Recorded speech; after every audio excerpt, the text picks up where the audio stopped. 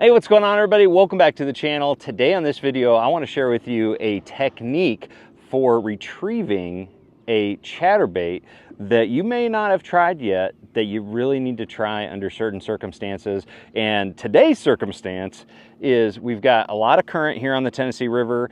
We've got a nice little ledge right here, and we've got the baby jack, the new smaller jackhammer version that came out at the Classic this year. And instead of casting and just retrieving over that ledge, the ledge is like 6 foot. It's more of a shallow bar than anything, but it's perfect for this technique. Instead of just casting and reeling back, I'm not getting any bites doing that. You can see them come up to it and inspect it, and then they just ignore it. So I switched it up a little bit, and essentially what I'm doing is I'm applying a yo-yo technique to catch these fish, where I'm ripping this chatterbait up off the bottom, letting it glide back down, and just doing that all the way through the strike zone. So I'm going to show you guys how I do it, and hopefully we'll catch some fish. They've been biting it pretty decent up until this point, but as soon as you turn the camera on, sometimes they just never want to bite. So let's see what we can do. But essentially, first thing you got to do is find some fish. Let's go ahead and change the angle on the camera here. Find some fish. We got some, set up on this bar, like I said, and what we're going to do is we're just going to rip it off the bottom, all right, and let it fall back down. Rip it off the bottom. There he is. Look at that. Look at that. I didn't expect it to be that fast, but you're essentially, just like somebody, if you've ever seen somebody stroke a football jig, pretty much the same thing. Okay, look at that. Nice Tennessee River bass. And they're just feeding up post-spawn. But what that does is it completely changes the overall action of this bait. From a horizontal technique to a vertical technique. It's almost like stroking a jig, or even working a spoon. Very, very similar to all that. And again, the biggest key is just letting it fall down on a semi-slack line.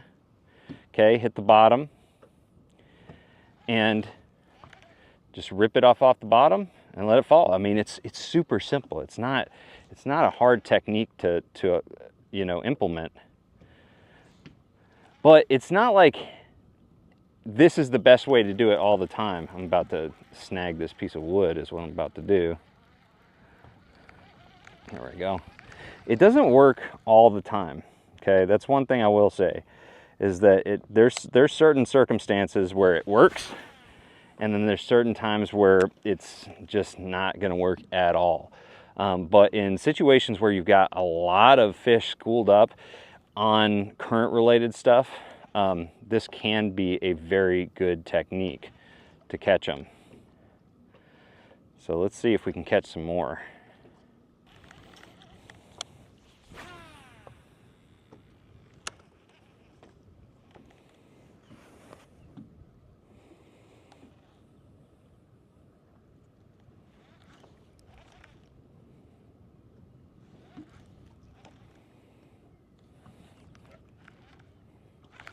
Most of the time you're going to feel the tap when they hit it, because they're going to hit it pretty aggressive. Just, gosh, just another one. Yeah, I'm seeing them on the graph now. Golly, that was like 3 or 4 hits on that cast. But you're going to feel that tap, man, and you better set the hook right away. You will miss a lot, but you're going to get a lot of bites when this bites on. There he is. That's a decent fish. Dude, I'm telling you, so much fun. And this baby jack is the perfect chatterbait to do this with. I don't feel like I get it bit with the bigger chatterbaits doing this near as well. I think it just imitates those small shad that are real prevalent, that are getting washed onto these current areas. You know, I'm not saying that you can't use a you know, regular size jackhammer or like the Evos or any of the chatterbaits, but I really feel like I'm getting bites because of the smaller size.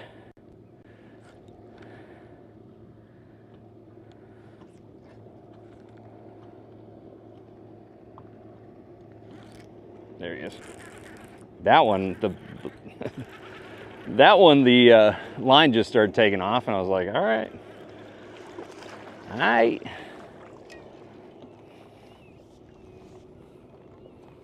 Too much fun, man. And so on this trailer, one of the biggest keys that I find with a yo-yoing technique with a chatterbait is to make sure you have the right trailer, and a trailer that doesn't have a paddle tail or like you know, moving appendages, really important. This is the Streaks 3.75 on the back of this, and so it's more of a fluke style bait, a soft jerk bait, but like the 3.5 inch chatter spike would be a good one, or the chatter shad. You know, anything that aids in the gliding of the bait and not necessarily like the straight up and down parachute action. That's kind of what you want. You want something more streamlined, less drag. Oh my gosh, that feels like a good one. Feels better at least. Oh. Yeah, that's a better fish. That may be the best one I've caught here since I started fishing here. Oh yeah, that's a good one.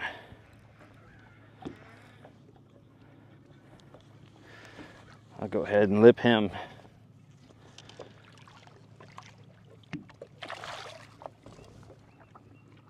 All right, guys. Oh, he just fell out. Look at that. So fun, man.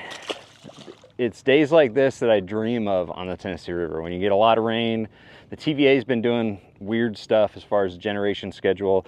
They haven't been pulling as much current in the last few years. So reaction techniques like this haven't been as effective out here in Chick at least. But man, you got to try this. This is just another tool in your toolbox as far as retrieves for fishing a chatterbait, which is already a phenomenal fish catching tool. So anyways, guys, thank you for watching. If you have any questions at all, drop a comment below. We've got the links to the products that I use today in the description below. So if you want to purchase any of that stuff, the baby jack, whatever, check out those links in the description. And other than that, thank you very much for watching. Make sure you like, share, subscribe. I'm going to see you out in the water. Trust the process.